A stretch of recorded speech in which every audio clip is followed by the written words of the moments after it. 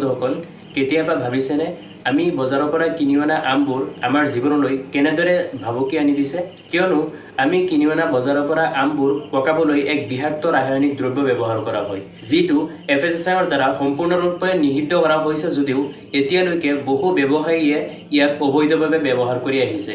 পকা আমত ব্যৱহাৰ কৰা হয় এবিধ বিষাক্ত ৰাসায়নিক দ্ৰব্য আৰু হেয়া হৈছে ক্যালসিয়াম কাৰ্বাইড যিটো নেকি আমাৰ শৰীৰৰ বাবে বহু ক্ষতিকাৰক হেহে আজি আমি এই ভিডিঅ'টোত আলোচনা কৰিবলৈ গৈ আছো এই পকা আমবোৰ কেনেদৰে পকোৱা হয় আৰু ইয়াৰ পৰা হাত সাৰিবলৈ আমি কি পন্থা অৱলম্বন কৰিব পাৰি বলক এই সকলোবোৰ বিস্তাৰিতভাৱে জানিবলৈ এই সম্পূৰ্ণ ভিডিঅ'টো চাওক আহক আম পকোৱাবলৈ বহু ঠাইতে এই ৰাসায়নিক দ্ৰব্যটোৰ বহু বেছি প্ৰয়োগ কৰা হৈছে কিয়নো ব্যৱসায়ীসকলক কম সময়তে আম পকি যাব লাগে বৰ্তমান ভাৰতৰ বেছিভাগ ঠাইতে কম সময়তে আম পকি যোৱাৰ বাবে এই ৰাসায়নিক দ্ৰব্যসমূহ ব্যৱহাৰ কৰা হৈ আছে যেটো এফএছএছআই দ্বাৰা সম্পূৰ্ণৰূপে নিষিদ্ধ কৰা হৈছে তাৰ উপৰিও বহু ব্যৱসায়ীসকলে ইয়াৰ প্ৰচলন আজিও অবৈধভাৱে কৰি আছে যদিও আমি খোৱা আমবোৰৰ বহুকেইটা হেলথ বেনিফিটস আছে যেনে এই আমে আমাৰ ইমিউনিটি বুষ্ট কৰাত সহায় কৰে ডাইজেশনত সহায় কৰে চকুৰ শক্তি ভাল কৰে স্কিন ভাল কৰাত বা পিম্পল নোহোৱা কৰাত সহায় কৰে ইয়াৰ লগতে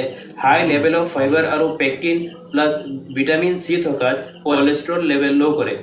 আৰু এই আমতে হাই লেভেল অফ এন্টিঅক্সিডেন্ট আৰু এন্টি ক্যান্সাৰ এজেন্ট থাকে গতিকে এই আম যদিও আমাৰ বহু উপকাৰী কিন্তু এই আমৰ দ্বাৰাই আমাৰ জীৱন এক ভাবুকিজন হৈ পৰিছে কেৱলমাত্ৰ এই ৰাসায়নিক দ্ৰব্য ক্যালসিয়াম কাৰ্বাইডৰ কাৰণে গতিকে ইয়াৰ পৰা আমি কেনেকৈ সাৱধানতা অৱলম্বন কৰিব পাৰি চাও আহক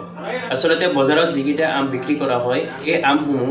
এটা ক্যালসিয়াম কাৰ্বাইডৰে পকোৱা হয় আৰু এটা নেচাৰেলি পকে গতিকে এই দুই ধৰণৰ আম আমি কেনেকৈ চিনাক্তকৰণ কৰিব পাৰি সেইভাবে এটা পৰীক্ষণ কৰিব পাৰি